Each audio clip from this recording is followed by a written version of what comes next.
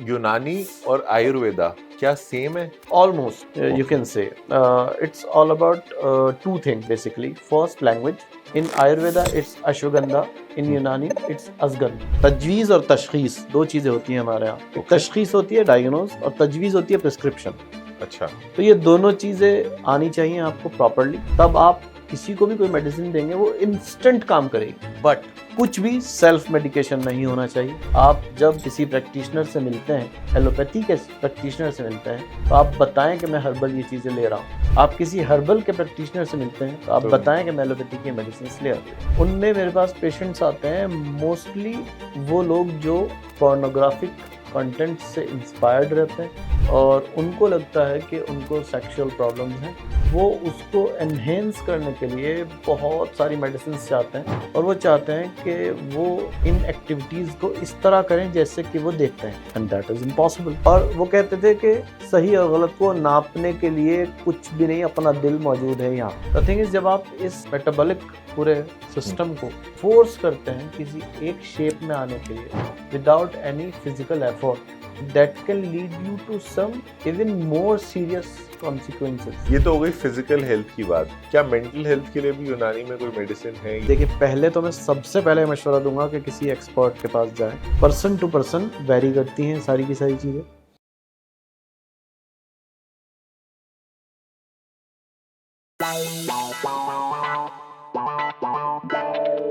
Well, hello and welcome to the KKB show. My name is Krishan Kunal Bagoria and आप देख रहे हैं क्या है यूनानी मेडिसिन विद KKB. हाय जाकी जी, थैंक यू सो मच आप आए मेरे पॉडकास्ट पे. एंड ये एक ऐसा टॉपिक है जिस पे मैं बोलूँगा मेरे को बहुत ज़्यादा नॉलेज नहीं है, तो आई गेस ये पॉडकास्ट मेरे लिए भी बहुत ज़्यादा नॉलेजेबल होने वाला है, क्योंकि मैं भी बहुत सारे क्वेश्चंस पूछने वाला हूँ आपसे, क्योंकि मेरे खुद भी बहुत सारे क्वेश्चंस हैं जो मैं जानना चाहता हूँ इस टॉपिक के बारे में. सो thank you so much for coming in.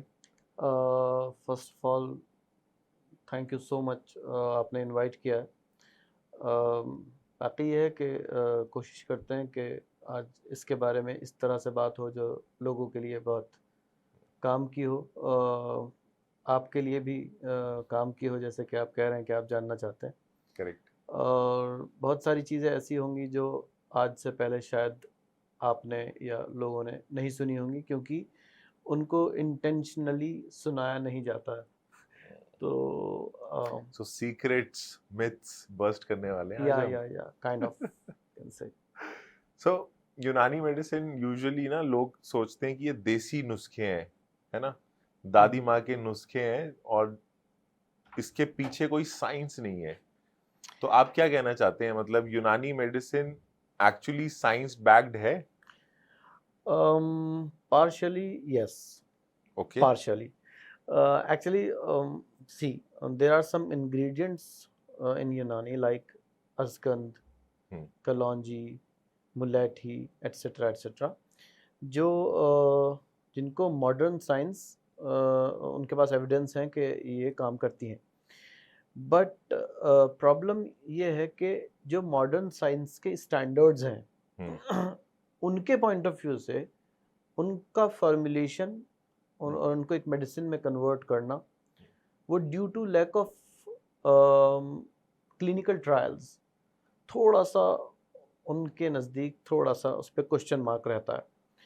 So definitely दादी माँ के नुस्खे से आगे बहुत एक समझिए कि एक पूरा पैटर्न है, पूरी एक पैथी है जिसमें लोगों को उनके मिजाज टेम्परामेंट के पॉइंट ऑफ व्यू से देखा जाता है, और जो इम्बैलेंस्ड उनके टेम्परामेंट होते हैं तो उनके हिसाब से उनके डिजीज़ को फाइंड आउट करके डायग्नोज करके और फिर उनको ट्रीट किया जाता है, just like any other doctor, जैसे एलोपैथी वाले करते हैं, आयुर्वेदा वाले करते हैं. तो आयुर्वेदा एंड यूनानी में थोड़ी सी सिमिलैरिटीज़ हैं, और वो ये हैं कि यूनानी और आयुर्वेदा क्या सेम है? Almost, you can say. It's all about two things basically. First, language. In Ayurveda, it's Ashwagandha. In Unani, it's Asgandh. Oh, अच्छा. So it's first thing, it's about language. Second thing, it's all about formulations. जैसे sugar एक ingredient है तो उसको Ayurveda pathy में बहुत ज़्यादा promote नहीं किया जाता है, करेक्ट। लेकिन यूनानी में वो एक मेन इंग्रेडिएंट है किसी भी चीज़ को फॉर्मुलेट करने के लिए। ओके।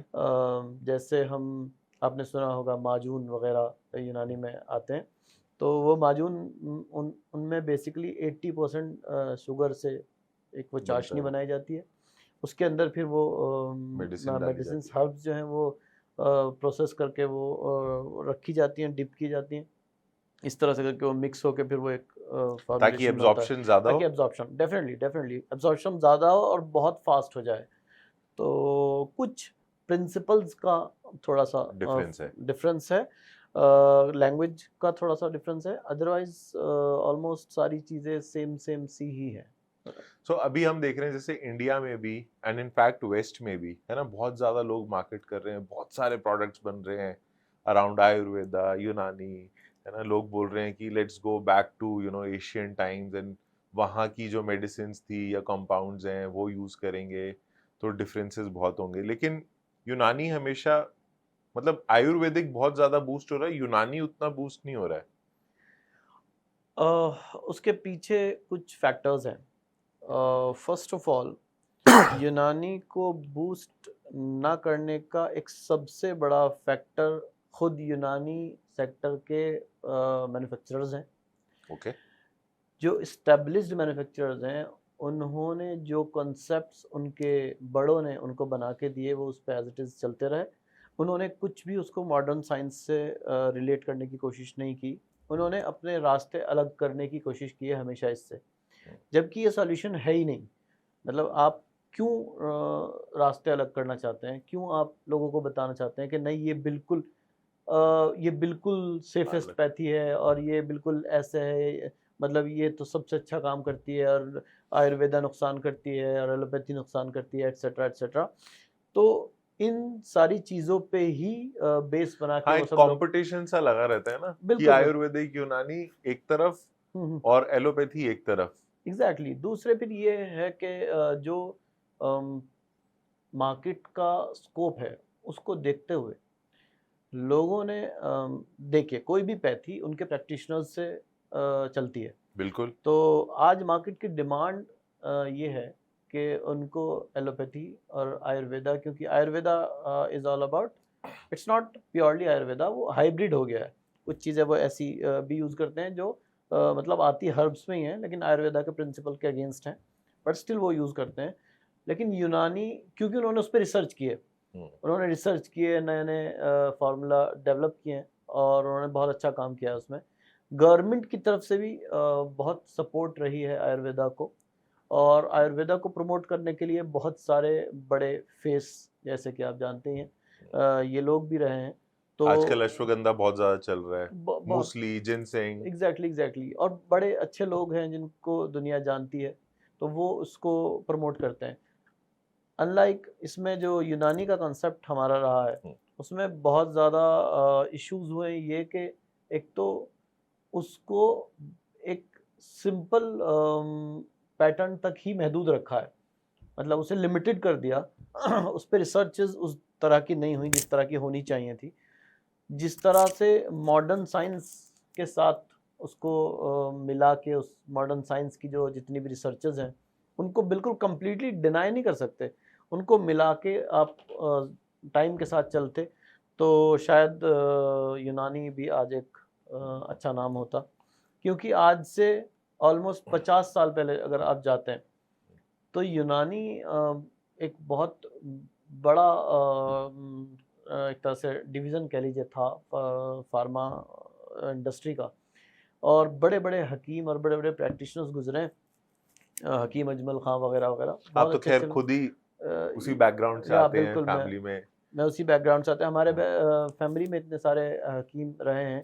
लेकिन अब लोगों का कंसेप्ट चेंज हो गया है, लोगों की डिमांड्स चेंज हो गई हैं, उन्हें इस पैथी पे बहुत ज़्यादा यकीन नहीं है, और उसकी वजह ये है कि मॉडर्न साइंस से बैक्ड कुछ बहुत ज़्यादा एविडेंस नहीं है, तो उस पर कुछ बहुत ज़्यादा काम भी नहीं हुआ है। लोग बहुत फास्ट एक्शन की डिमांड करते हैं और भी बहुत सारी ऐसी चीज़ों की डिमांड करते हैं जिसमें आजकल जैसे मैं फॉर एग्जांपल अपने क्विक बच्चे फिक्सेस को चाहिए लोगों को। डेफिनेटली अगर मैं अपने बच्चे को चाहता हूँ कि वो नीट क्लियर करे और मेडिकल में जाए, तो मैं चाहूँगा कि वो एलोपैथी में जाए। समझिए, मतलब मैं ये बात इसलिए नहीं कह रहा हूँ कि मैं चाहता हूँ, मैं एक अमूमी जनरल तौर पब्लिक, पर जनरल करेक्ट। पब्लिक के पॉइंट ऑफ व्यू से कह रहा हूँ। रीज़न भी सबको पता है कि स्कोप उसमें ज़्यादा है। मैं अगर अपनी पर्सनल ओपिनियन रखूँ तो मैं चाहूँगा मेरा बेटा यूनानी ही Correct. लाइन में जाए, क्योंकि इसमें बहुत स्कोप है और बहुत बेहतर लोगों के लिए किया जा सकता है, बहुत अच्छे तरीके से, बहुत कम नुकसान में और बहुत उनको नेचुरल लाइफ के साथ कनेक्ट करते हुए बहुत कुछ ऐसा किया जा सकता है जो उनके लिए बहुत बेहतर है। सो एक ऐसा आप मेरे को मिथ बताओ यूनानी के बारे में जो आपको सबसे ज्यादा इरिटेट करता है। वो मिथ एक्चुअली सिर्फ यूनानी के बारे में नहीं, हाँ आयुर्वेदा, यूनानी और हर्बल सब हाँ, जितनी भी ठीक है, हर्बल कैटेगरीज हैं, कैटेगरी के हर्बल अंदर। कैटेगरी के अंदर हाँ, सबसे बड़ा प्रॉब्लम ये है कि लोगों को ये लगता है कि ये चीज़ें नुकसान नहीं देती, अच्छा, ओके, तो मतलब जबकि इनका कोई साइड इफेक्ट नहीं है बिल्कुल आप अक्सर और साइड देखेंगे, इफेक्ट है। डेफिनेटली है। मतलब ऐसी कौन सी नेचुरल चीज़ है, आप हाँ खुद बताइए। चलिए, अच्छा, लोग कहते हैं कि इनका साइड इफेक्ट नहीं क्योंकि ये हर्बल है, हाँ, नेचुरल है। करेक्ट। आप डेली कंज्यूम करने वाली कोई एक नेचुरल चीज़ का नाम बताइए। क्या क्या एक चीज़ आप नेचुरली कंज्यूम करते हैं, कुछ भी जो भी आप डेली रूटीन में खाना खाते हैं या जो भी, हाँ, क्या चीज़ होती है? रोटी चावल रोटी, गेहूं। राइट, हाँ ओके, रोटी, हाँ, अनाज, गेहूं, अनाज, करेक्ट वो सबसे नेचुरल हो गया। करेक्ट। आप ये बताइए क्या ऐसा मुमकिन है हाँ कि आप गेहूं खा रहे हैं हम्म, और 100% इस बात की यकीन है, इस बात का आपको कोई लिख के देता है प्रमाण कि ये कभी आपको नुकसान नहीं करेगा in any situation, in any condition? Is it possible? बिल्कुल पॉसिबल नहीं है। आपको अभी डायरिया है नाउ, अब आप ये खाएंगे तो ये आपके लिए प्रॉब्लम बढ़ा देगा, करेक्ट। जबकि इससे ज़्यादा हर्बल और नेचुरल क्या हो सकता है? हम्म, आपको फॉर एग्जांपल आप रूटीन में जो भी चीज़ें लेते हैं, कोई भी एक एग्जांपल ले लीजिए, वो टाइम के अकॉर्डिंग, नीड के अकॉर्डिंग, क्वांटिटी के डायग्नोज अकॉर्डिंग। के अकॉर्डिंग, क्वांटिटी के अकॉर्डिंग डिसाइड की जाती हैं कि ये कब देनी है और कब नहीं। उसका जो एक्सपर्ट होता है वो उस चीज़ को एसेस करता है और फिर वो लोगों तक पहुंचाता है। करेक्ट। तो तब जाके तो पॉसिबिलिटीज़ हैं कि इसके नुकसान नहीं है, ठीक है। सेकेंडली, जब आप ये सोच के बस लेते रहते हैं, आपको ये भी नहीं पता कि आपकी बॉडी को उसकी नीड है भी नहीं। मसलन फॉर एग्जांपल अश्वगंधा है, हाँ आप ले रहे हैं और आपकी बॉडी को उसकी नीड नहीं है, आपकी बॉडी बगैर अश्वगंधा के भी अच्छा कर रही है तो फॉरेन एलिमेंट ना, करेक्ट। तो आप बॉडी के अंदर उसको डाल रहे हैं। ऐसे कैसे पॉसिबल है कि जब आपकी बॉडी को उसकी ज़रूरत नहीं है और आपने बिला ज़रूरत कोई चीज़ अंदर डाली है तो वो आपकी बॉडी में जाकर कोई साइड इफेक्ट नहीं करेगी? मुमकिन ही नहीं है। इनफैक्ट ये एक बहुत कंट्रोवर्शियल स्टेटमेंट है, लेकिन मैं पूरी जिम्मेदारी के साथ ये बात कह रहा हूँ कि एलोपैथी को बदनाम करते हैं इस लाइन को प्रमोट करने के लिए, हर्बल लाइन को, कि एलोपैथी जो है वो बहुत ज़्यादा डेंजरस है, नुकसान देती है, किडनीज फेल हो जाती हैं, लिवर फेल हो जाता है, etcetera etcetera. It's not true, partially it's true. The thing is के डायग्नोसिस एंड क्वांटिटी के हिसाब से ली जाए। नहीं, एक्चुअली समझिए कि जो एलोपैथी है उसका आपने मसलन आपने एक पैरासीटामोल की एक टैबलेट खाई, आपकी बॉडी ने उसको एक्सेप्ट नहीं किया, तो उसने कोई साइड इफेक्ट किया, इंस्टेंट उसका साइड इफेक्ट आपके सामने आ गया, इंस्टेंट। अब आप फौरन एक फार्मासिस्ट के पास जा सकते हैं, डॉक्टर के पास जा सकते हैं, आप बताएंगे कि मुझे ये हुआ है, डेफिनेटली वो उसके लिए कोई एंटीडोट आपको प्रिस्क्राइब करेंगे, you will be fine within 2 to 3 days। Now come to the this herbal thing. अब आप ये देखिए, आप कोई चीज़ ले रहे हैं और वो आपको नुकसान कर रही है, और आपको जब तक पता चलता है कि इसने नुकसान, तब तक डैमेज बहुत ज़्यादा डैमेज हो जाता है। तो अब इस परसेप्शन से देखेंगे तो फिर आपको क्लियर हो जाएगा कि ऐसा बिल्कुल नहीं है। कि देखिए, हर्बल बहुत अच्छी चीज़ है, सारी चीज़ मैं खुद उसी में प्रैक्टिस करता हूँ, मैं लोगों को एनकरेज करता हूँ कि आप ये लें, लेकिन बगैर एक्सपर्ट के नहीं लें, एक चीज़। दूसरी चीज़, ज़रूरी नहीं है कि जो कंपनीज आपको ये बता रही हैं कि आपको इस चीज़ की सख्त ज़रूरत है, ज़रूरी नहीं है कि आपको वाकई में उसकी ज़रूरत है।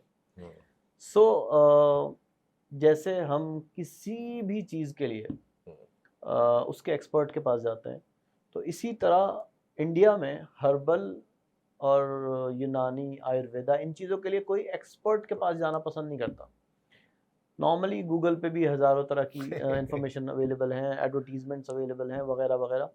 तो ये एक मिथ है लोगों के नज़दीक, जिससे ही इंडस्ट्री इस वक्त एक बूम पे है। और वो यही है कि ये नुकसान नहीं देती, तो लोगों को ये लगता है कि एलोपैथिक के बजाय मेरे पास कुछ ऐसे लोग आते हैं मेरे पास कुछ पेशेंट्स आते हैं, वो कहते हैं कि ब्लड प्रेशर हमें हाई रहता है 180-190 के आसपास, तो हम चाहते हैं कि हम कोई हर्बल मेडिसिन में आए जिससे हम ब्लड प्रेशर को कंट्रोल करें, क्योंकि जो ब्लड प्रेशर की मेडिसिन होती हैं तो वो किडनी को नुकसान देती हैं, डैमेज करती हैं। तो मैं उनको समझाने के लिए बोलता हूँ, ठीक है किडनी को डैमेज करती हैं, okay fine, I agree with that. The thing is, कितने टाइम के कंजप्शन के बाद कितने % किडनी फेल होती है। तो फिर मैं उन्हें बताता हूँ कि आप 10 साल या 20 साल कंसिस्टेंसी के साथ कोई मेडिसिन लेंगे तो जाके 10-15%, 20% आपकी किडनीज डैमेज हो, ठीक है। और आप आयुर्वेदा के चक्कर में रहेंगे, जैसा लोग प्रमोट कर रहे हैं, आयुर्वेदा वाले या हर्बल वाले या यूनानी वाले, तो सडन आपको ब्लड प्रेशर स्पाइक किया 220-230, आपको हेमरेज हुआ, नाउ अब डैमेज कितना है। आप फ्यूचर के उस डैमेज को असेस कर रहे हैं, उसको प्रिवेंट करने के लिए आप करंटली इतने बड़े रिस्क में अपने आप को डाल रहे हैं, अपनी फैमिली को डाल रहे हैं, सिर्फ इस झूठ के ऊपर के आपको ये लगता है कि एलोपैथी नुकसान देती है और आयुर्वेदा और हर्बल चीज़ें नुकसान नहीं देती हैं। ठीक है, मैं मानता हूँ प्रैक्टिशनर्स की मिस्टेक्स हैं। लोगों के अंदर एक इससे रिलेटेड दूसरा मिथ ये भी है कि आयुर्वेदिक और यूनानी और हर्बल चीज़ें देर से फ़ायदा करती हैं। करेक्ट। ऐसा नहीं है, जबकि बिल्कुल सच्चाई इसके बिल्कुल उलट है। अच्छा। आप ये समझिए कि आपने कोई चीज़ खाई और उसका इम्पैक्ट आपको फौरन नहीं आया, तो फिर आपने क्यों खाया है वो? मतलब आप एक मेडिसिन ले रहे हैं, करेक्ट, सच है, मान लीजिए आपको हेडेक है, हाँ, आपने यूनानी मेडिसिन ली, तो अब एज पर देयर सेइंग्स के ये देर से महीनों लगेंगे और तब जाके तो ठीक होगा। 20 दिन में जाके आपका सिर दर्द ठीक होगा, और आपको प्रॉब्लम अभी है सिर दर्द से, बिल्कुल। देन हाँ, फिर लोग एलोपैथी पे जाते फिर हैं, लोग इसीलिए। एलोपैथी पे जाते हैं। हाँ। तो it's all about the wrong diagnosis. लोग गलत डायग्नोज करते हैं, गलत मेडिसिन देते हैं। तजवीज़ और तशखीस दो चीज़ें होती हैं हमारे यहाँ। एक तशखीस होती है डायग्नोज, और तजवीज़ होती है प्रिस्क्रिप्शन। अच्छा। तो ये दोनों चीज़ें आनी चाहिए आपको प्रॉपरली, तब आप किसी को भी कोई मेडिसिन देंगे वो इंस्टेंट काम करेगी। हमारे पास ऐसी मेडिसिन होती हैं, बड़ी बड़ी कंपनीज हैं, वो ऐसी मेडिसिन बनाती हैं। हमदर्द है, बैद्यनाथ है, एमिल है, और भी बहुत सारी कंपनीज हैं इस तरह की मेडिसिन बनाती हैं। इनफैक्ट हम खुद एक मैन्युफैक्चरर हैं, हम इसी फील्ड में हैं, मैन्युफैक्चरिंग करते हैं। तो जब हम पेशेंट्स को देते हैं तो वो आके रिस्पॉन्स करते हैं कि वो पूछते हैं कितना टाइम लगेगा, एज के उनको पता ही होता है कि ये तो बहुत लंबे टाइम का पैटर्न है। हाँ। तो फिर हम कहते हैं कि आप हमें 3 दिन बाद आके दिखाइए। इन मेडिसिन ने अगर काम नहीं किया तो आइदर हमसे मिस्टेक हुई है डायग्नोज में, या हमसे मिस्टेक हुई है उन मेडिसिन के प्रिस्क्राइब करने में। अदरवाइज ऐसा मुमकिन ही नहीं है कि आप कोई मेडिसिन ले रहे हैं, वो किसी भी पैथी की हो, और वो आपको फॉरन इम्पैक्ट ना करे। अगर वो इम्पैक्ट नहीं कर रही है तो that is not a medicine, फिर तो वो ग़िज़ा हुई यानी फिर तो वो डाइट हुई। डाइट आपको इनिशियली इम्पैक्ट नहीं करती, हाँ, वो लॉन्ग रन में रहती है। वो लॉन्ग रन में रहती है। करेक्ट। फिर वो मेडिसिन कैसे हो गई? अगर वो लॉन्ग रन में है तो फिर तो वो डाइट हुई, लेकिन वो मेडिसिन है। तो इसलिए लोग अपने फेलियर को छुपाने के लिए बोलते हैं कि महीनों लगेंगे, इस बात का झूठ बोलते हैं कि महीनों लगेंगे। कई बार लोग बोलते हैं कि हर्बल मेडिसिन अगर आप ले रहे हो तो एलोपैथी मत लो, है ना। लोग बोलते हैं कि भाई हर्बल ले रहे हो तो फिर तो एलोपैथी मत लो, या एलोपैथी ले रहे हो तो हर्बल मत लो।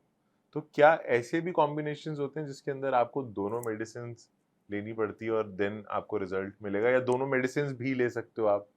Exactly, it's all about intake समझिए कि क्या कोई ऐसा बोलता है कि आप एलोपैथिक मेडिसिन ले रहे हैं तो अब आपको रोटी नहीं खानी है, नहीं या आप बोलता, रोटी खा correct. रहे हैं तो आपको एलोपैथिक मेडिसिन नहीं खानी। Hmm, it's all about the need hmm, of your body. It's all about the diagnose, the correct diagnose. हम्म, समझिए कि आपको ब्लड प्रेशर की प्रॉब्लम है आप उसको कंट्रोल करने के लिए कोई एलोपैथिक फॉर्मुलेशन लेते हैं, ले रहे हैं, लेकिन ब्लड प्रेशर जिन रीजंस से बढ़ रहा है हाँ, उन रीजंस के लिए, उन रीजंस को बैलेंस करने के लिए आप एक सपोर्टिव पैथी पे जाते हैं, कोई और पैथी, अल्टरनेटिव पैथी को चूज करते हैं और सपोर्ट करने के लिए उसको कोई मेडिसिन लेते हैं। मसलन फॉर एग्जांपल मेरा बीपी बढ़ रहा है ड्यू टू स्ट्रेस, एंजाइटी, ठीक है, तो हमने मेडिसिन ले ली, टेलमिकाइंड या कुछ भी, कोई भी नाम ले लेते हैं, टेलमिसार्टन वगैरह कुछ ले लिया, फौरन उसने बीपी के स्पाइक को रोक दिया, कंट्रोल्ड।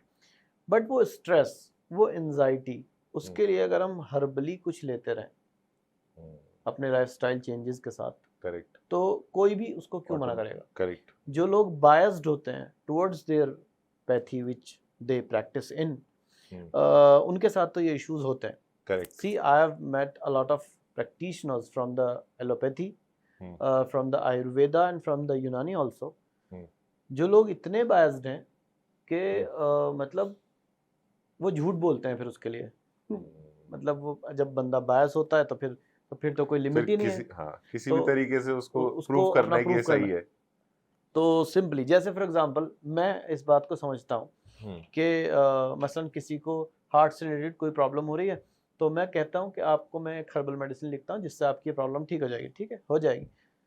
मैं बीइंग अ मैन्युफैक्चरर, अगर मुझे हार्ट अटैक आ जाए, आप एक बात समझिए, हाँ, तो अब मैं क्या किसी को ये बोलूंगा मुझे वो जो दवा बनाई थी, एक वो जो चटनी बनाई थी, खमीरा बनाया था, वो दो फौरन, नहीं, या मैं बोलूंगा कि मुझे फौरन स्कॉट ले जाओ या किसी हाँ, भी जो कार्डियक स्पेशलिस्ट वो यूनिट्स हैं, हॉस्पिटल्स हैं, वहाँ लेके जाओ, तो डेफिनेटली वो मुझे फौरन सारी की सारी चीज़ें करेंगे जो भी मेरे साथ इमरजेंसी में की जाती हैं, करेक्ट, ठीक है, मैं स्टेबल हो जाऊंगा, उसके बाद फिर I can back to the route कि मैं आ सकता हूँ। करेक्ट, तो इसलिए हर चीज़ की एक अपनी सिग्निफिकेंट इम्पोर्टेंस है, टाइम टू टाइम।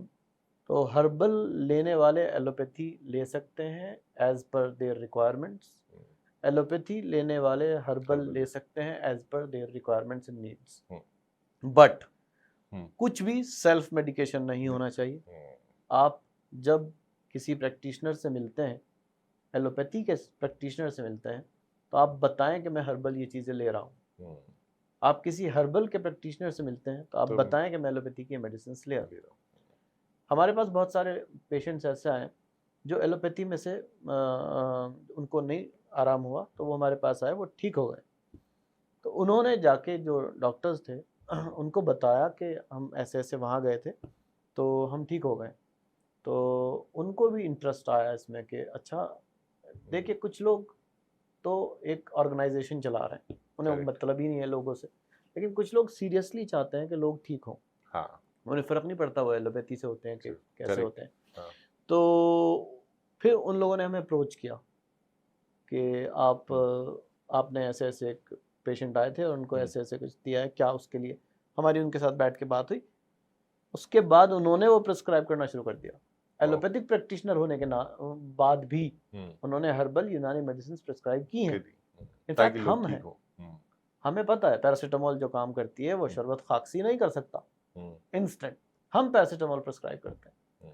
तो मतलब लोगों के लिए सोचना चाहिए, मुझे पर्सनली ऐसा लगता है। करेक्ट, फिर उनको ये चीज़ एजुकेट करनी चाहिए कि ये सारी की सारी चीज़ें बिल्कुल ऐसे ही हैं जैसे टेक वर्ल्ड है, आपको कोई चीज़ की रिक्वायरमेंट है तो आप खुद थोड़ी ना सिस्टम लेके बैठ जाओगे, आपको एक लॉयर की ज़रूरत है, अब आप खुद जाके थोड़ी ना कोर्ट में खड़े हो जाओगे, आपको एक्सपर्ट चाहिए, एक्सपर्ट चाहिए डेफिनेटली। करेक्ट, तो बस सिंपली कुछ भी चीज़, देखिए इंडिया में ना एक बड़ी प्रॉब्लम है, इनफैक्ट ये समझिए कि एक रिक्शा वाला, हाँ, जो रिक्शा चला रहा है 20 साल से एक पर्टिकुलर एरिया में, आप उससे उस पर्टिकुलर एरिया का कोई एड्रेस पूछिए, बहुत मुमकिन है कि शायद उसको ना पता हो, बहुत मुमकिन है वो कह दे कि मैं यहाँ नहीं गया, 20 साल उस जगह रिक्शा चलाने के बाद भी। अब आप उसे अपना एक कोई मर्ज बता दें कि मुझे ये प्रॉब्लम है, 1 सेकंड के अंदर वो आपको मेडिसिन प्रिस्क्राइब कर देगा। ये मैं सीरियसली बता रहा हूँ, इनफैक्ट मैं खुद कभी इस चीज को एक्सपीरियंस करता हूँ कि हर कोई एक्सपर्ट है, हर कोई एक्सपर्ट है। एक साहब मिले मुझे, वो कहने लगे कि किडनी स्टोन से रिलेटेड कुछ बात हो रही थी, कहने लगे इसके लिए तो ये सब लेना है, बियर पी लो, ये कर लो, वो 2-4 चीजें उन्होंने मुझे बताई, ये कर। तो मैंने उनसे पूछा अच्छा ठीक है जो ये आप बता रहे हैं, जब ये मेरे हलक से नीचे उतरेगा तो ये काम ऐसे कैसे करेगा कि मेरी किडनी की स्टोन निकल जाएगी, पता है आपको? कहते हैं ना ये तो नहीं पता, बट ये पता है कि ये करना है। किसी ने पी थी, उसकी निकल गई थी। तो सबके लिए काम करेगा, तो बस सबके लिए काम करेगा। हर बंदा इस वक्त एक डॉक्टर है, एक हकीम है, हर्बल के पॉइंट ऑफ व्यू से। एलोपैथी में ऐसा नहीं है। एलोपैथिक में प्रैक्टिशनर्स हैं जो MBBS करके आते हैं, और कुछ ऐसे भी हैं जो जिनको झोला छाप कहते हैं, but still they know about it. ऐसा नहीं है कि वो बिल्कुल लेमन है, ऐसा नहीं है, वो भी जानते हैं, तो वो भी ट्रीट कर रहे हैं लोगों को, हो रहे हैं ट्रीट। लेकिन हर्बल के साथ ये बड़ा मसला है। यूनानी में, आयुर्वेदा में और हर्बल में हर बंदे को हर बीमारी का पता है। हर बंदे को हर बीमारी का इलाज पता है। मतलब आप कभी एक्सपीरियंस करके देखिएगा मेरे कहने से, आप रैंडमली किसी भी बंदे को बोलिएगा कि मुझे ये प्रॉब्लम है, इंस्टेंट उसने आपको उसका इलाज ना बता दिया तो आप जो मुझे कहें मैं आपको उसके बदले में वो देने के लिए तैयार हूँ। कोई भी, मतलब एनीवन। मैं ऐसे लॉयर से भी मिला हूँ जिसको दवाई पता है। मैं ऐसे समझिए एक सिंगर था, मैं उससे मिला, उसको मेडिसिन पता थी। इनफैक्ट मैं ऐसे एक रिक्शा वाले से मिला हूँ, टैक्सी ड्राइवर से मिला हूँ जिसको मेडिसिन पता थी। मैंने उसको मर्ज बताया ऐसे ही, जस्ट टू नो देम, तो उन्होंने मुझे मेडिसिन बता दी। तो ये एक बहुत बड़ा इशू है हमारी इंडस्ट्री में, हर्बल में। नीम हकीम जान का खतरा, इसीलिए नीम हकीम खतरा है जान। बुरा हाल है सीरियसली। सो आपने बताया कि आप I guess almost 40 to 50 patients भी देखते हो, and you do it for free of cost, है ना? It's such a good cause that you are doing it for. But अभी आपके पास किस तरह के कस्टमर्स आते हैं? मतलब क्या मिड एज या फिर थोड़े एल्डरली आते हैं, या फिर आजकल जेनजीज भी आ रहे हैं आपके पास, 18, 19, 20 साल के लड़के? एक्चुअली कैटेगराइज कर लेते हैं बाय डिजीज। हाँ, ठीक है। 3 तरह के लोग मेरे पास ज़्यादा आते हैं। एक तो वो होते हैं जिनको एक्चुअली में कोई बीमारी नहीं होती। ठीक है, उन्होंने गूगल किया होता है बहुत ज़्यादा, और गूगल ने उनको बताया होता है कि आपके सिम्टम्स ना आपको कैंसर पे लेके जा रहे हैं, तो वो बहुत ज़्यादा पैनिक कर जाते हैं और फिर वो हमारे पास आते हैं। एक दूसरे प्रॉब्लम में वो लोग हैं जिनको मेडिसिन्स के ज़रिए, हर्बल सप्लीमेंट्स के ज़रिए लाइफ में चमत्कार चाहिए। दूसरे वो लोग आते हैं जिनको बहुत ताकत चाहिए। और तीसरे एल्डरलीज में वो आते हैं जिनको एक्चुअल में कुछ प्रॉब्लम्स होती हैं। अब एल्डरलीज में भी 2 तरह के लोग होते हैं, जिन्होंने अपने बुढ़ापे को एक्सेप्ट किया होता है और वो समझते हैं कि बाय द पासिंग एज ये सारी चीज़ें होती हैं। But there are some people जो इस चीज़ को मानते ही नहीं है कि एज जब बढ़ रही है तो उसकी वजह से कुछ प्रॉब्लम्स आएंगी। मैं उसका एक एग्जांपल आपको देता हूँ। तो जैसे मेरे पास एक पेशेंट आए, वो 74 एज उनकी रही हो, तो वो कहते हैं कि मुझे बहुत वीकनेस होती है और मुझे कोई ताकत की दवा चाहिए। अब आप सिंपली समझिए, ताकत की दवा उनको देंगे अगर तो ताकत को एब्जॉर्ब करने के लिए, फॉर एग्जांपल आप घी है, देसी घी बड़ी ताकतवर चीज़ है, लेकिन आप रोज़ाना 300 ग्राम घी खाते रहेंगे 75 साल की उम्र में, तो आपको अगर 5 साल में मरना है तो 1 साल में मर जाएंगे। करेक्ट, कोलेस्ट्रॉल हो जाएगा। रीजन बीइंग कि आपकी बॉडी की मोबिलिटी उस लेवल की है नहीं ही है, नहीं। हाँ first thing. Second thing, body में जो ऑर्गन्स इन मेडिसिन को एब्जॉर्ब करते हैं और फिर इनसे काम लेते हैं, वो भी 75 ईयर्स के हो गए हैं, हम्म, ये नहीं भूलना हाँ, चाहिए। तो उनकी भी पावर कम है। उनकी पावर कम हो गई। लिवर जिस तरह से आप 30 में और 34 में और 40 में से जिस तरह वो काम करता था, ऐसे डेफिनेटली 75 में नहीं कर सकता। करेक्ट। थर्ड थिंग, एक ये भी एक उसमें बहुत बड़ा रीज़न है कि लोग आज के पॉइंट ऑफ व्यू से अपनी एज को नहीं समझ पा रहे हैं। मसलन मैं ये कहता हूँ कि ये मेरी पर्सनल ओपिनियन है कि आज अगर कोई बंदा 60 क्लॉक कर लेता है एज,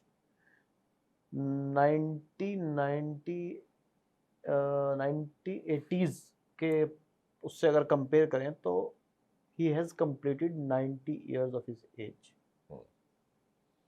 आज 60 साल पकड़ना 90 साल का होने के बराबर है 80s के पॉइंट ऑफ व्यू। करेक्ट। उस टाइम जो लाइफस्टाइल था, जो सारी चीज़ें थी, वो बिल्कुल डिफरेंट थी, आज Correct. बिल्कुल डिफरेंट है। एब्सोल्युटली। इसी तरह जेन जी की आप जो बात कर रहे हैं, उनमें मेरे पास पेशेंट्स आते हैं, मोस्टली वो लोग जो पोर्नोग्राफिक कंटेंट से इंस्पायर्ड रहते हैं और उनको लगता है कि उनको सेक्सुअल प्रॉब्लम्स हैं और वो उसको एनहेंस करने के लिए बहुत सारी मेडिसिन चाहते हैं और वो चाहते हैं कि वो इन एक्टिविटीज़ को इस तरह करें जैसे कि वो देखते हैं, and that is impossible correct. As we know. अब ये समझिए कि वो इस कंसेप्ट में इतने इतने घुस गए हैं कि उनको हम सही बात बताते हैं तो उनकी बात समझ में नहीं आती। मैं एक पेशेंट का जिक्र करना चाहूँगा, नाम तो मैं नहीं लूँगा। हाँ। वो मेरे पास आए, he was 22 years old, fine. उन्होंने मुझे बताया मुझे ये प्रॉब्लम है, मुझे वो प्रॉब्लम है, मुझे ये हो जाता है, मुझे वो हो जाता है। तो मैंने सारी बात सुनकर उनको समझाया कि आपको कोई प्रॉब्लम नहीं है, आप इन चक्करों में मत पड़िए। अगर आप 22 इयर्स की एज में सेक्सुअल अपनी एनर्जी को एनहेंस करने के लिए प्रोडक्ट्स लेंगे, what will you do when will you reach 40 years of your age? So he was like या ओके, एंड देन फिर वो he कहीं और went चला to गया होगा। he went to some another हकीम फिर वहां एंड मिल गया होगा उन्होंने उसको वहां से इलाज। मेडिसिन ली 4-5 हज़ार रुपए की, वो सब बकवास चीज़ें, और वो लेके वो उसने खाई हैं, और अब आप सोचिए कि उसका क्या ही नतीजा उसकी हेल्थ पे हुआ हो। तो एक एक वाकईतन मेरे पास जो पेशेंट्स आते हैं जिनको लिटरली प्रॉब्लम्स होती हैं, वो दो तरह के होते हैं। एक तो उनको पेट में प्रॉब्लम होती है, 90% तक प्रॉब्लम्स की जड़ आपका पेट होता है। स्टमक होता है। तो आप अच्छा खाते हैं, देखिए जितना ज़्यादा आप मेहनत करते हैं उतना आप फिर कुछ भी खाएं, डजेंट मैटर एट ऑल। आप जिम जा रहे हैं, आपने खूब बिरयानी खाई और ये सारी की सारी चीज़ें खाई, आप जिम गए, कैलोरीज बर्न की, नो प्रॉब्लम, ठीक है, एट सम पॉइंट ठीक है। लेकिन आप खा तो रहे हैं बहुत ज़्यादा और एक्टिविटी है और जीरो। एक्टिविटी है आपकी बिल्कुल ज़ीरो, फिर उससे होगा ये कि आपके पेट पे बर्डन पड़ेगा, करेक्ट। पेट खराब होना शुरू होगा और बस आपकी लाइफ में जो है बस आपका बहुत सारी ख़राब वक्त शुरू हो गया। करेक्ट। फिर पेट भी जिस तरह लोगों का ख़राब होता है, मोस्ट प्रोबेबली लोग ये समझते हैं कि ये जो पेट ख़राब हो रहा है इसके लिए मेडिसिन लेनी है, उससे ठीक हो जाएगा, और वो उससे- लाइफस्टाइल चेंजेस जिनसे वो ठीक होना है उसको नहीं एज इट इज़ करते। रखते हैं जो पहले थे। तो फिर वो क्या होता है, उनकी डिपेंडेंसी मेडिसिन पे आ जाती है और बस फिर वो लाइफ एंड मेडिसिन पे ही रहते हैं। इसी तरह के एडवर्टीजमेंट्स हम लोग देखते हैं चारों तरफ। तो लोग अब इससे बात एक जहन में आई, तो वैसे तो आउट ऑफ द टॉपिक है कि कब्ज़ आपने सुना होगा। तो बेसिकली कब्ज़ से रिलेटेड हज़ारों एडवर्टीजमेंट्स आप टीवी पे, कमर्शियल्स में, उसमें सब जगह देखते हैं। आजकल तो सप्लीमेंट्स चल गए हैं, फाइबर ये सब बिल्कुल बोल बिल्कुल दिए बिल्कुल, वो सब। ठीक है। हाँ। लेकिन लोगों को ये नहीं पता कब्ज़ बेसिकली है क्या। हाँ। लोगों को लगता है कि अगर उनका पेट सुबह को 7 बजे शार्प साफ नहीं होता है और उनको बहुत सारा स्टूल नहीं पास होता है तो ये कब्ज़ है। कुछ लोगों को ये लगता है, जबकि ऐसा भी नहीं है। कुछ लोगों को ये लगता है कि अगर उनको मल्टीपल टाइम्स वॉशरूम जाना पड़ रहा है तो ये कब्ज है। फिर वो क्या करते हैं, जो एडवर्टीजमेंट में देखते हैं ना कि कब्ज के लिए आप ये लीजिए, और वो खुद सेल्फ मेडिकेशन, जिस तरह मैं पहले बात कर रहा था, तो वो उस तरह की मेडिसिन लेते हैं। एट द एंड होता ही है कि उनको वो प्रॉब्लम थी नहीं, अब उन्होंने बना ली। समझ रहे? अभी तक तो उनको प्रॉब्लम नहीं थी, लेकिन अब उन्होंने वो प्रॉब्लम बना ली। मेरे पास ऐसे लोग आए हैं, जैसे मसलन किसी को मल्टीपल टाइम्स स्टूल आता है, तो वो एक आईबीएस की प्रॉब्लम है, तो वो कब्ज नहीं है। कब्ज बेसिकली कहते हैं किसी चीज़ के रुक जाने को। मसलन अब आपको स्टूल हो ही नहीं रहा है, 2 दिन हो गए, 3 दिन हो गए, या 3 दिन हो गए, बहुत उसकी क्वांटिटी बहुत कम है, समझ में आता है। तो लोगों को लगता है कि अब जैसे हमें दिन में 4 बार जाना पड़ा है, बहुत कम क्वांटिटी में स्टूल पास हुआ है, तो ये पेट में भारीपन है, इसकी वजह ये है कि पेट साफ नहीं हुआ है, जबकि इसकी वजह होती नहीं। ऑनेस्टली वजह होती है कि उसकी वजह से आपकी इंटेस्टाइन्स पे स्वेलिंग आ जाती है, जिसकी वजह से भारीपन रहता है। पेट के साफ होने में जो स्टूल का पास होना है, लोग उसको तो याद रखते हैं, उसके पहले के प्रोसेस को भूल जाते हैं। स्टूल का फॉर्मेशन होना, पहले फॉर्म भी तो होगा ना, तभी तो पास होगा। मोस्ट ऑफ द टाइम आपकी बॉडी इतना वेस्ट बनाती नहीं है। जब वो क्या है, वो वेस्ट ही तो है। करेक्ट। आपकी बॉडी ने उतना वेस्ट बनाया ही नहीं, फिर अब कैसे होगा?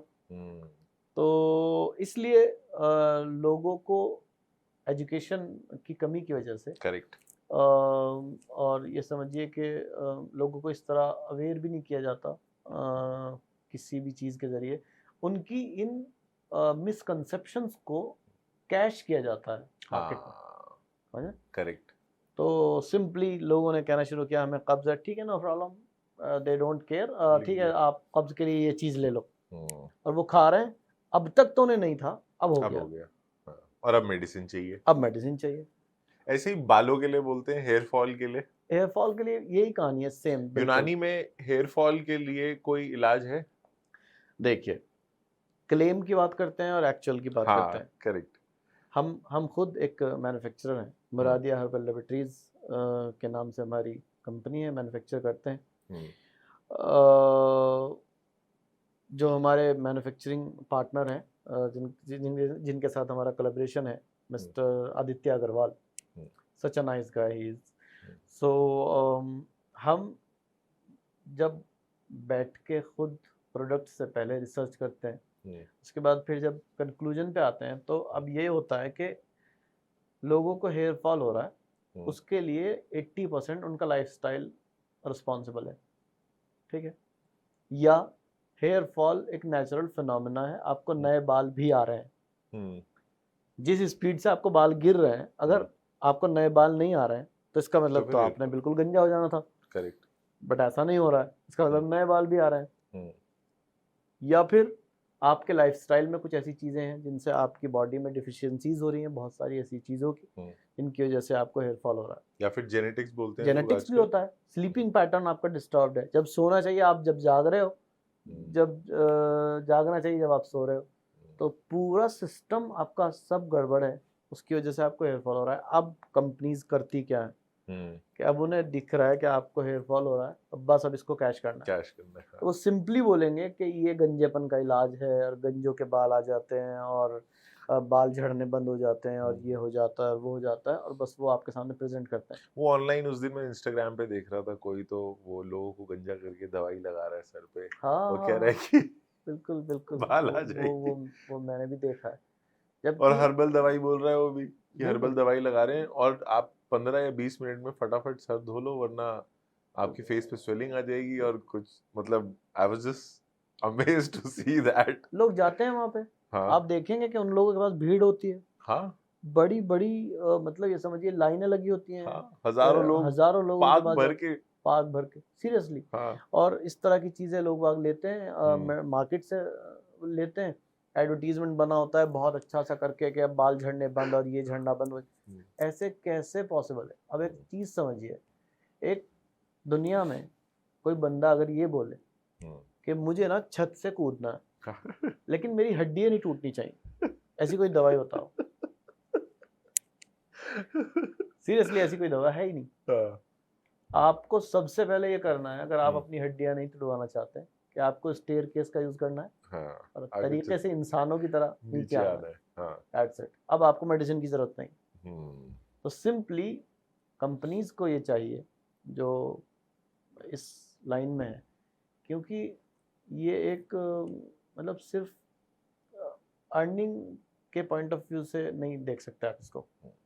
आप लोगों की जो फीलिंग्स हैं उनको कैश कैश कर इन रहे में हैं, आप उनको उनकी इनसिक्योरिटीज के साथ आप बिल्कुल खेल बिल्कुल रहे हो आप और खेल रहे हो, कैश इन कर रहे हो। बिल्कुल डेफिनेटली। तो उनको लग रहा है कि आपके बाल झड़ रहे हैं, तो आप कहते हो कि हमारा ऑयल है वो बाल बिल्कुल उगा देगा, correct। उगा देगा और झड़ने बंद हो जाएंगे और ये हो जाएगा वो हो जाएगा, जबकि ऐसा कुछ नहीं है। इनफैक्ट ये समझिए, हमने जब हेयर ऑयल बनाया, हयात जुल्फ के नाम से हमारा हेयर ऑयल आता है, अच्छा। तो हमने बिल्कुल क्लेम नहीं किया कि ये एक तो क्लेम हमने ये नहीं किया कि ये सबको सूट करेगा। ये क्लेम ही झूठा है। कोई भी चीज सबके लिए सूटेबल है ही नहीं। मुमकिन है मुझे हाँ, काम हर करे, मर्ज की आपको दवा ना, अलग है। हर मर्ज का मसला है। हाँ। दूसरे ये कि आपका टेम्परामेंट अलग है, आपकी स्किन अलग है, आपके हेयर फॉलिकल्स अलग हैं, आपका सिस्टम अलग है। ऐसे कैसे हो जाएगा? एक कोई शर्ट सबको फिट आ ही नहीं सकती। करेक्ट। जब आपकी बॉडी बाहर से अलग है, इसी तरह आपकी बॉडी अंदर से भी अलग है। करेक्ट। तो इसलिए हमने क्लेम किया कि आपके हेयर फॉल में रिड्यूस होना शुरू हो जाएगा, लेकिन साथ साथ आपको अपनी लाइफ में चेंजेस करने पड़ेंगे।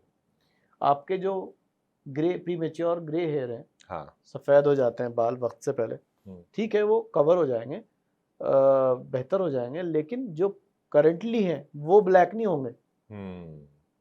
ये कोई डाई नहीं है। फ्यूचर के लिए फ्यूचर के लिए आप लीजिए, करंट। साथ में आप डाइटरी चेंजेस कीजिए, अपने लाइफस्टाइल चेंजेस कीजिए, फिर इस ऑयल को यूज कीजिए, no problem, you will get results in 2 to 3 months। But अगर आप ये चाहते हैं कि मैं आपको एक ऐसा हेयर ऑयल बना के दूं जिसमें आप जिस तरह चाहे जिंदगी गुजारें और वो ऑयल लगाएं और आपका हेयर फॉल ना हो, आई एम सॉरी, अगर मैं ऐसा हेयर ऑयल आपको बना के बेचता हूं तो I am a liar, nothing else. आप क्या क्या मैन्युफैक्चर करते हैं? सो एक ऑयल आपने बताया, और इसके अलावा और कौन कौन सी मेडिसिन आप मैन्युफैक्चर करते हैं? एक नुस्खा नवाबी के नाम से हमारे नुस्खा पास, नवाबी? हाँ, हमारे अच्छा। पास एक मेडिसिन आती है जो बेसिकली एक सप्लीमेंट कह लीजिए वो है। ओके। वैसे वो प्रीमेच्योर इजैकुलेशन, इरेक्टाइल डिसफंक्शन वगैरह के लिए काम करता है, बहुत अच्छा काम करता है, लेकिन उन लोगों को काम करता है जिन्होंने देसी दवाओं के नाम पे जो कंपनीज उनको उल्लू बनाती हैं और उसमें सिडनाफिल और एलोपैथिक इंग्रेडिएंट मिलाती हैं, वो खिलाती हैं उनको। जिन लोगों ने वो सब बकवास नहीं खाई होती, उनको वो बहुत अच्छा काम करता है। किसी को प्रीमेच्योर इजैकुलेशन का इशू है तो वो बिल्कुल ले सकता है, लेकिन वो तब काम करेगा जबकि उसने एक ऐसा प्रोडक्ट नहीं खाया हुआ ऑलरेडी, जो उसने यूनानी या आयुर्वेदिक या देसी या हर्बल समझकर तो खाया है, बट एक्चुअली में वो है कुछ और। तो अगर उसने ऐसा नहीं किया है, जैसे किसी को, हमारा एक प्रोडक्ट आता है जॉइंट्स पेन के लिए, मफासलिन टैबलेट के नाम से। अच्छा। तो वो काम करता है, बेहतरीन काम करता है, लेकिन उन लोगों को जिन्होंने यूनानी में और आयुर्वेदा में कुछ कंपनीज ऐसी हैं जिनकी टैबलेट्स आती हैं जिनके अंदर डाइक्लोफेनिक या स्टेरॉइड्स होते हैं, वो खाते हैं और वो इंस्टेंट उनको आराम मिलता है। और जब उन्होंने वो खा लिया, पेन किलर खा लिया, अब वो खा रहे हैं हर्बल समझ के, अब जब हम उन्हें कहते हैं कि आप इस पे शिफ्ट कीजिए, तो फिर उन्हें दिखता है कि यार इसे खाने के बाद तो दर्द होने लगा। ऐसे ही वो प्रीमेच्योर इजैकुलेशन, इरेक्टाइल डिसफंक्शन वाला बंदा होता है, वो कहता है यार इसके तो मैंने 2 चम्मच खाए, इससे तो मुझे कुछ भी नहीं हुआ। तो सिंपली हमारा फोकस इस चीज़ पे है कि इस चीज़ से हमें फाइनेंशियली प्रॉब्लम्स होती हैं, to be very honest. Market के अंदर सर्वाइवल ये हमारे लिए बहुत टफ हो जाता है। 2-3 चीज़ें हैं जो हमारे लिए बहुत बड़ा इशू है, हमारी समझ में नहीं आता कि हम उनसे सॉल्व कैसे करें उनको। एक चीज़ तो ये कि जो कंपनीज हर्बल के और यूनानी के और आयुर्वेदा के नाम पे लोगों को बेवकूफ़ बना रही हैं और उनको एलोपैथिक इंग्रेडिएंट्स मिला के उनको मेडिसिन देती हैं। तो एक तो ये हमारे लिए कंपटीशन है कि या तो हम अपने प्रिंसिपल्स को चेंज करें, मतलब जो ये प्रिंसिपल है कि हमें बिल्कुल हर्बल ही देना है, डजेंट मैटर वो हमें बैलेंस शीट में हमारे अच्छा आ रहा है कि नहीं, लेकिन देना हर्बल है। तो या तो हम इस प्रिंसिपल को चेंज करें या फिर उन सब को चेंज करें जो ये सब कर रहे हैं या फिर उन लोगों को एजुकेट करें जो ये सब खा रहे हैं। करेक्ट। कि भाई जो हर्बल आप खाते हैं इट्स नॉट ऑलवेज हर्बल। इसलिए भरोसा रखें जब आप कोई मेडिसिन लेते हैं हर्बल किसी अच्छी कंपनी की। बहुत सारी अच्छी कंपनीज हैं जो अच्छी मेडिसिन बनाती हैं, हमदर्द उनमें से एक है और देहलवी उनमें से एक है। और 2-3 अच्छी कंपनीज हैं जो अच्छी मेडिसिन। उसके अलावा सब 3 प्रिंसिपल्स पे चलती हैं। तो 3 प्रिंसिपल्स ये हैं कि लोगों को फास्ट एक्टिंग फार्मूला देना है चाहे हाइब्रिड करना पड़े फर्स्ट। सेकंड, उन तक पहुंचाने के लिए जो चेन है उन लोगों को बहुत अच्छे अच्छे गिफ्ट्स देने हैं चाहे प्रोडक्ट की क्वालिटी के साथ कॉम्प्रोमाइज करना पड़े। तीसरे ये कि एमआरपी और एक्चुअल कॉस्ट के बीच में इतना डिफरेंस रखना है कि सब लोग खुश हो जाएं। हाँ, कि मीडिएटर सबको पैसा मिले, मीडिएटर खुश हो जाएं। अब आप एक चीज समझिए, हम एक लिवर सिरप बनाते हैं तिरियाके अरकान के नाम से। अच्छा। मैं अपने एक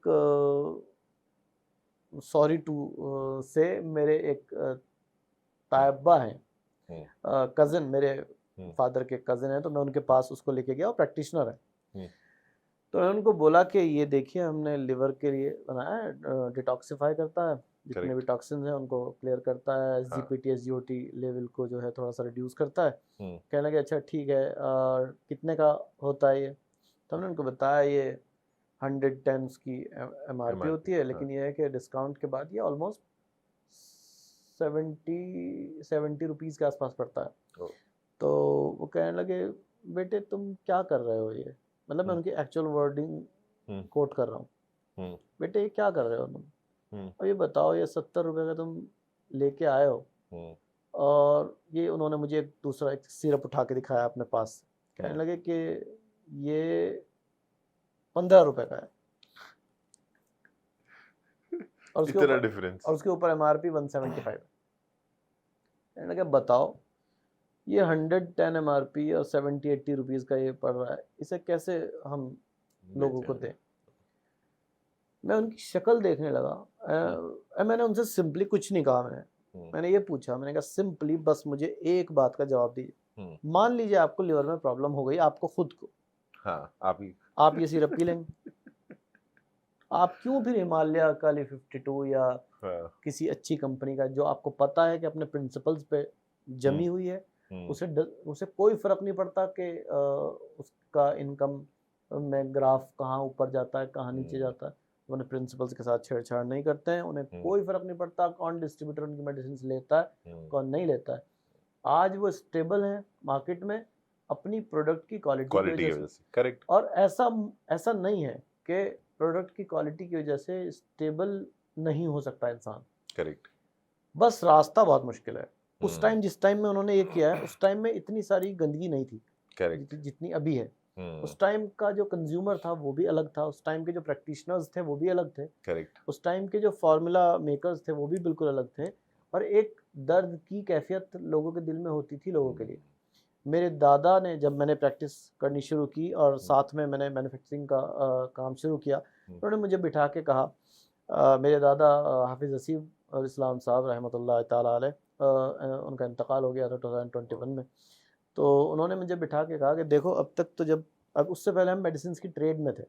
ओके। तो उन्होंने मुझे बोला कि अब तक आप ट्रेड में हो मेडिसिन की, तो अभी तक क्या है कि आप इसमें कम या ज़्यादा जो भी करोगे, मैन्युफैक्चर्ड मेडिसिन हैं आपके पास, आप दे रहे हो, जिसने मांगी आपने दे दी। अब इसमें जो आप कम या ज़्यादा करोगे प्रॉफिट में, ठीक है, अगर ज़्यादा करोगे तो ये आप इस्लाम के जो बेसिक प्रिंसिपल्स हैं उनको नुकसान पहुंचाओगे और अल्लाह को नाराज़ करोगे। अब तक तो हो रहा था यहाँ पे ये वाला मसला, अब आप आ गए हो मैन्युफैक्चरिंग में, तो अब आपने अपने सिर पे लटका ली एक तलवार। हाँ। और वो ये है कि अब अगर आपने ज़रा सी भी इन प्रिंसिपल्स से छेड़छाड़ की तो जो आपने लोगों को दिया उससे उनको जो कुछ होगा, अब आपने जो अल्लाह की क्रिएशन है, डजेंट मैटर वो कौन से बिलीव्स रखती है, कुछ नहीं फ़र्क पड़ता इससे, है तो वो एक गॉड की क्रिएशन। तो अब आपने उनके साथ गड़बड़ कर दी, तो अब ये पहले तो हक़ुल्लाह का मामला था तो वो तो अल्लाह माफ़ कर देते हैं, हो जाता है। अब ये हक़ुल इबाद का मामला आ गया है तो ये माफ़ नहीं होगा, याद रखना। इसलिए ये बात बिल्कुल दिमाग में क्लियर करके रख लेना कि ये चीज़ मैटर नहीं करती कि आप कितना ग्रो कर रहे हो, ये मैटर करता है कि आप लोगों को जो दे रहे हो वो सही है या वो सही है या गलत। और वो कहते थे कि सही और गलत को नापने के लिए कुछ भी नहीं, अपना दिल मौजूद है यहाँ। दुनिया में कोई गलत करने वाला आदमी ऐसा नहीं जिसको ना पता होगा वो गलत कर रहा है। करेक्ट। तो इसीलिए हमने ऐसे किया और हम जब मार्केट में निकले लोगों के लिए अच्छा सोच के हमने MRPs कम रखे। क्यों? एंड यूज़र जो है उसके साथ समझिए आप कि एक तो वो बेचारा बीमार है, ठीक है, उसको मेडिसिन की ज़रूरत है, जो मेडिसिन उसको 100 रुपये में प्रोवाइड की जा सकती है, इस सारे ड्रामे की वजह से वो मेडिसिन उसको 300 रुपये में प्रोवाइड की जा रही है। करेक्ट। तो एक तो वो बेचारा ज़रूरतमंद है कि उसके साथ एहसान किया जाए, उसके साथ कंपैशन दिखाया जाए, या फिर ये कि आप उसकी उस ज़रूरत को यूटिलाइज़ करें और कैश करें और वो इस तरह करें कि फिर एक पूरी चेन को खुश करें और वही चीज़ वो 100 रुपये की जो उसको मिल सकती थी वही 300 रुपये की उसको दें। अच्छा चलिए यहाँ तक भी किसी हद तक मैं कंप्लीटली एग्री नहीं करता इस पैटर्न से, स्टिल मैं करता हूँ कि चलिए ठीक है, नो प्रॉब्लम, पर बहुत सारे लोग हैं उनके साथ आप ऐसे कर सकते हैं, बट स्टिल उसको वो चीज़ तो दे दो जो क्लेम कर रहे हो। कम से कम उसमें तो मिलावट मत करो, कम से कम उसमें तो गड़बड़ ना करो। अगर वो एक हर्बल कंपनी का टैबलेट ले रहा है जिससे उसको पेन की प्रॉब्लम है, अर्थराइटिस की प्रॉब्लम है, वो उसे सही करना चाहता है, आप उसमें जितना कमा रहे हो कमाते रहो। कम से कम सही चीज तो दो, ठीक हो जाए। वो डाइक्लोफेनिक पोटेशियम खाने के लिए तो उसे 2 रुपए की 1 रुपए की गोली मिल ही रही थी मार्केट में, वो आपकी 10 रुपए की गोली ले रहा है इस उम्मीद से कि मैं ठीक हो जाऊंगा, ठीक हो जाऊंगा हर्बली रूट। और जबकि आप ऐसा कर रहे हैं कि वही चीज उसको 10 रुपए में दे रहे हैं फेस बदल के, तो एटलीस्ट ये गड़बड़ ना हो। सो एक वेट लॉस पे भी बहुत सारी हर्बल मेडिसिन आ रही हैं आजकल, है ना, वो 3-4 मेडिसिन के पैक दे देते हैं और बोलते हैं कि वेट लॉस हो जाएगा बिना जिम जाए, बिना वर्कआउट किए। और खैर वेट गेन के लिए भी बच्चों को दे रहे हैं आजकल, वो पाउडर दे रहे हैं। आपका क्या टेक है उस पे? एक्चुअली वेट लॉस वाला जो कंसेप्ट है, ठीक है, वो कहते हैं हो जाएगा, हो जाएगा, हम भी कहते हैं हो जाता है, no problem. The thing is जब आप इस मेटाबॉलिक पूरे सिस्टम को फोर्स करते हैं किसी एक शेप में आने के लिए विदाउट एनी फिजिकल एफर्ट, तो that can lead you to some even more serious consequences. अच्छा। आप सिंपली ये समझिए कि एक बंदा है जो बहुत ओबीस है, और उसका फैट ये बहुत सारा स्टोर हुआ है, वो मेडिसिन ले रहा है जो उसके फैट को बर्न कर रही है, ठीक है। एक होता है नेचुरल प्रोसेस फैट को बर्न करने का कि आप फिजिकल एक्सरसाइज करते हैं, वो आपने मेडिसिन ली, तो मेडिसिन जिन जिन चैनल से होके पहुंची है तो वो सब भी इम्पैक्ट पाएंगे कि नहीं? बिल्कुल। कोई चीज ऐसे कैसे हो सकती है कि वो उसी जगह को टारगेट करे, जाएगी और जाके उसी जगह को टारगेट करेगी। वेट को कम करना फास्ट एक्शन से ये कोई इतना बड़ा मसला नहीं है। आप किसी एड्स के पेशेंट का इंजेक्शन लेके लगवा दें किसी के और उसका 1 महीने में वेट कम हो जाएगा, but that is not an solution, right? So मुझे पर्सनली ऐसा लगता है कि ये भी उस एक मिथ में से है कि लोगों को लगता है कि कुछ ना करना पड़े। देखिए अब लोग लेज़ी हो गए, तो मार्केट क्या करती है, लेज़ी होने के साथ आप ओबीज हो जाते हैं, तो मार्केट इस टाइम इस चीज़ को कैश करती है, आपकी इस मजबूरी को कि आप लेज़ी हैं, और आप हाथ पैर नहीं हिलाना चाहते हैं बिल्कुल, तो ठीक है, no problem, go for it, हमारी मेडिसिन लो, आप पतले हो जाओगे। और weight समटाइम्स gain? वो weight same condition weight gain की है, बिल्कुल भाई। एक तो सबसे पहले प्रॉब्लम ये है कि लोग ये कहते हैं कि हम हेल्दी होना चाहते हैं। लेकिन एफर्ट नहीं डालना। नहीं, वो ऑलरेडी हेल्दी है, समझिए। कोई बंदा लीन है, उसका उसके अनहेल्दी होने से क्या लेना देना। हेल्थ को लोगों ने बॉडी के साथ एग्जैक्टली join कर एग्जैक्टली दिया। एग्जैक्टली वो कर लिया। अब आप एक बात समझिए, एक बंदा है जो थोड़ा ओबीज है, लेकिन he is doing his daily chores perfectly, वो बहुत अच्छे से काम करता है, वो अच्छा सोता है, अच्छा उठता है, वो सारे काम परफेक्टली करता है, उसे कोई प्रॉब्लम नहीं है, नो प्रॉब्लम। अब वो ये चाहे कि मैं 6 पैक बनाऊं तभी मैं हेल्दी कहलाऊंगा, ये एक बेवकूफ़ी के सिवा और कुछ नहीं। क्या 6 पैक हेल्दी है?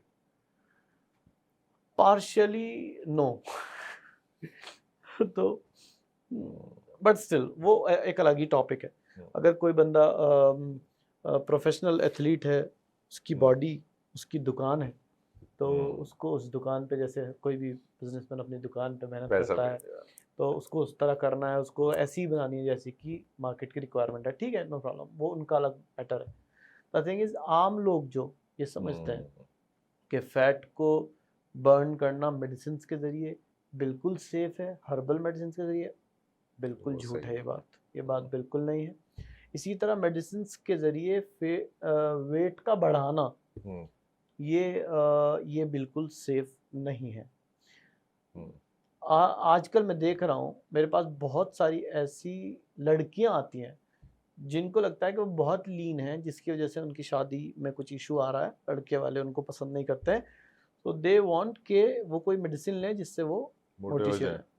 तो लोग बाग मार्केट में कुछ ऐसे भी कर रहे थे, उन्होंने ऐसे किया कि ये समझिए कि सिप्लेक्टिन डेक्सोना एलोपैथिक का एक कॉम्बिनेशन होता है, स्ट्राइड, तो उसको सिंपल सी किसी चटनी में मिलाया और देन उनको दे दिया, और वो वाकई बहुत अच्छे हो गए। मैं ऐसे कम से कम 100 मरीजों को जानता हूँ जिनका लिवर फेल हुआ है इस चक्कर में, और बिल्कुल मतलब इस कंडीशन में कि वो रिकवरी नहीं कर सके। ये तो हो गई फिजिकल हेल्थ की बात। क्या मेंटल हेल्थ के लिए भी यूनानी में कोई मेडिसिन है, या वो भी? एक्चुअली मेडिसिन ना, आप यूनानी में जाएं चाहे कहीं भी जाएं, किसी भी चीज़ में, हमेशा एक डिसऑर्डर को या एक इम्बैलेंस को बैलेंस करने के लिए होती है। एक इम्बैलेंस है जो आपकी लाइफ में नेचुरली या किसी कॉज से आ गया है, अब आप उसके लिए सपोर्टिव तौर पे मेडिसिन लेते हैं, उस चीज़ को चेंज करते हैं, तब जाके आप कुल मिला के हेल्दी हो पाते हैं। फॉर एग्ज़ाम्पल, एक बंदा है जिसको ये समझिए उसको वेनम का असर है, तो वो मेडिसिन लेता है, ठीक है, उसको सांप ने काट लिया, मेडिसिन ली, वो ठीक हो जाएगा, लेकिन अगर वो सांप से कटवाना नहीं छोड़ता है तो आप किसी भी मेडिसिन के थ्रू उसको ठीक नहीं कर सकते। इसी तरह मेंटल हेल्थ का इशू है। मेंटल हेल्थ के बिगड़ने के जो रीजंस हैं, सच एज ओवर थिंकिंग है, बर्डन है, स्ट्रेस है, अननेसेसरी चीज़ों को जो हमने हाइप दिया हुआ है, वो सारी की सारी चीज़ें, हमारा लाइफस्टाइल है, गलत वक्त का सोना, गलत वक्त का उठना है, ये सारी की सारी चीज़ें अगर हम कंट्रोल नहीं करेंगे तो फिर देखिए किसी चीज़ में कोई मेडिसिन नहीं है, ना एलोपैथी में, ना आयुर्वेदा में, ना यूनानी में, ना किसी भी चीज़ में नहीं। करेक्ट। बट अगर हम इन चीज़ों को कंट्रोल कर लेते हैं, ठीक है, तो जो हमारा फिजिशियन है वो हमें जैसे एडवाइस करता है हम उसको बिल्कुल फॉलो करते हैं, स्ट्रिक्टली उस पर टिके रहते हैं, तो ठीक है, फिर we have a lot of options जिससे मेंटल हेल्थ को बेहतर किया जा सकता है।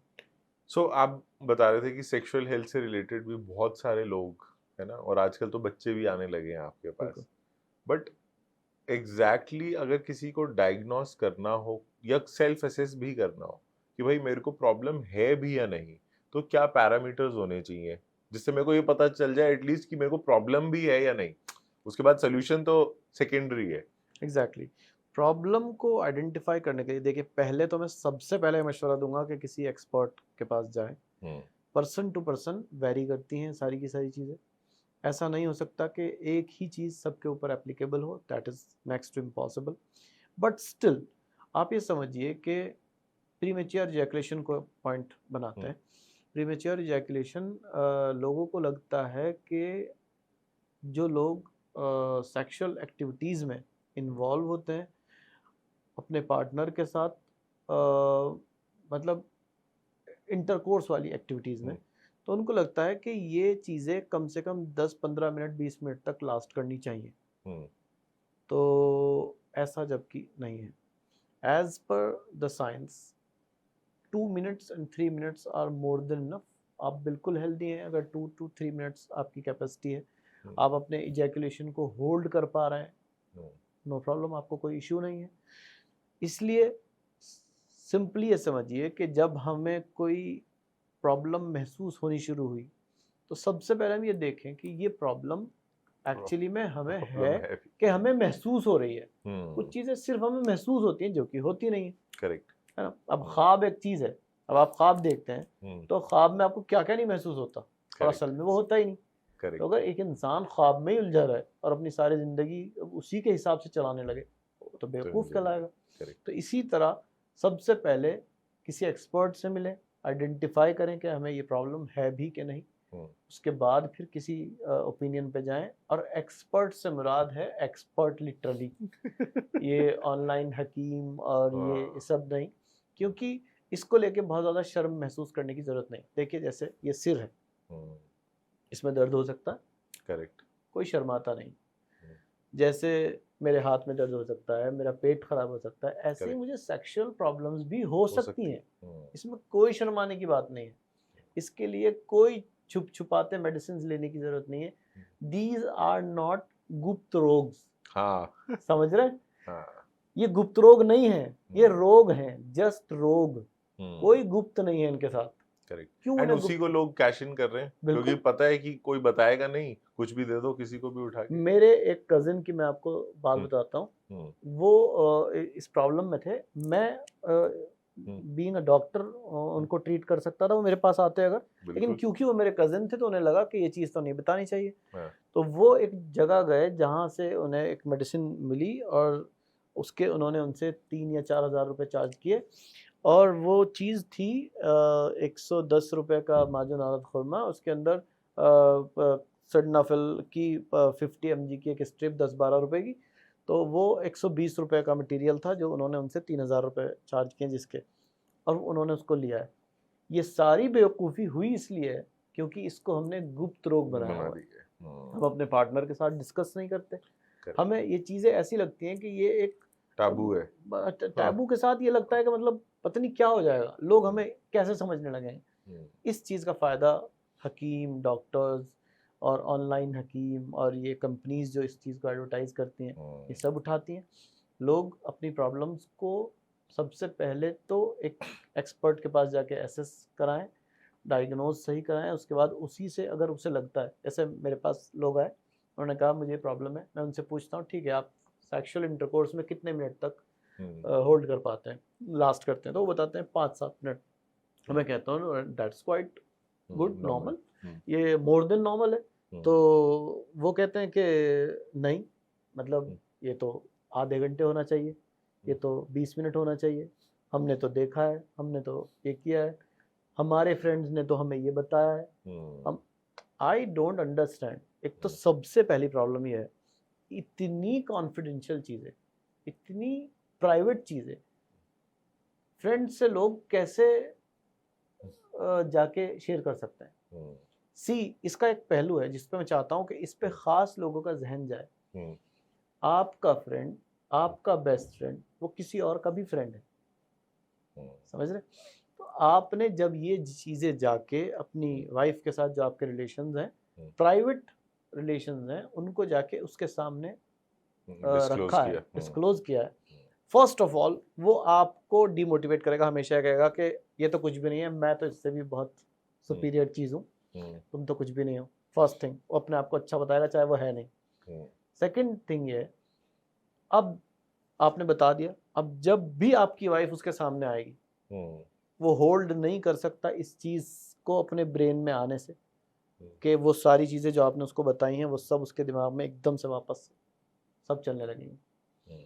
तो इतनी प्राइवेट चीज़ें आप इधर उधर तो जाके बता रहे हैं, जो एक्सपर्ट है उसके पास जाने में आपको शर्म आ रही है। आप घर पे ले जाके वो मेडिसिन नहीं खा रहे हैं क्योंकि आपको लगता है सारे घर वालों को पता चल जाए। क्यों ना पता चले? जब आपको बुखार हुआ है, आपने पैरासिटामोल लिया, सबको पता था ना, आप उसमें भी तो नहीं शर्माए। इसी तरह जब आपको कोई सेक्सुअल प्रॉब्लम हुई है, अगर आप वाकई में सॉल्यूशन चाहते हैं तो आप सबसे पहले उसको डिस्कस कीजिए अपने पेरेंट्स के साथ, अपने पार्टनर के साथ, और वो लोग भी एक हेल्दी इन्वायरमेंट रखें, फिर वो एक अच्छी जगह लेके जाएं जहाँ पे जाके उनको ट्रीट किया जाए। ठीक है जाकी जी, अब हम चलते हैं हमारे नेक्स्ट सेगमेंट में विच इज रैपिड फायर, है ना। और इस रैपिड फायर के कुछ रूल्स हैं कि आपको 5 या 10 सेकंड से ज्यादा टाइम नहीं लेना है और फटाफट आंसर करना है जो भी आपके माइंड में आती है पहली चीज। तो ठीक है, मैं स्टार्ट करता हूँ। एक नेचुरल प्रोडक्ट जो आपको लगता है पूरा ओवर हाइप्ड है।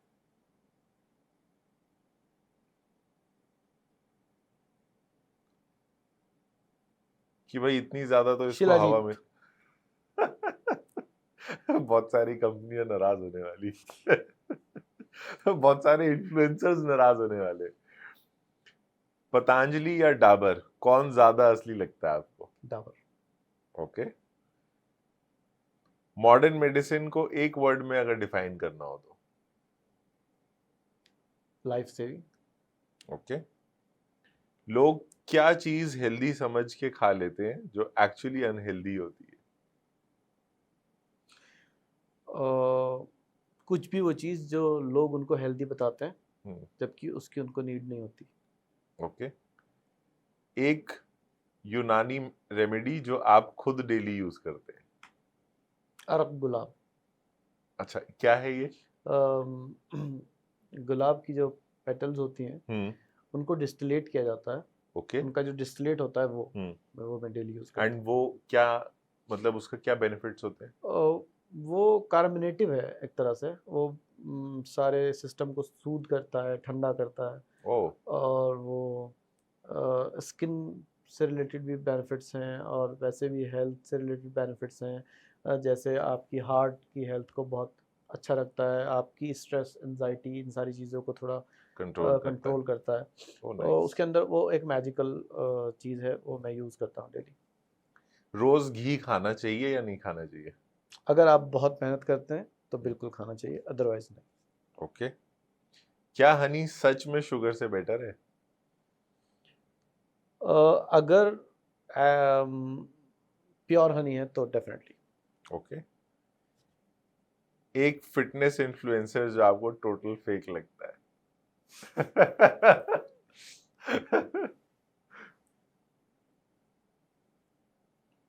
I'm sorry to say। ठीक है, नाम नहीं लेना चाहते आप? हाँ, समझ लीजिए। लेकिन आपने अभी पिछले रैपिड फायर के क्वेश्चन में एक कंपनी का नाम लिया था तो उससे एसोसिएटेड एक अच्छा ओके, ठीक है ठीक है, तो मैं समझ गया शिलाजीत से रिलेटेड है कोई? नहीं, वो जो आपने 2 कंपनीज के बारे में पूछा था ओके उनसे रिलेटेड। ओके ठीक है। अगर आज यूनानी का ब्रांड एम्बेसडर बनना हो तो कौन होना चाहिए?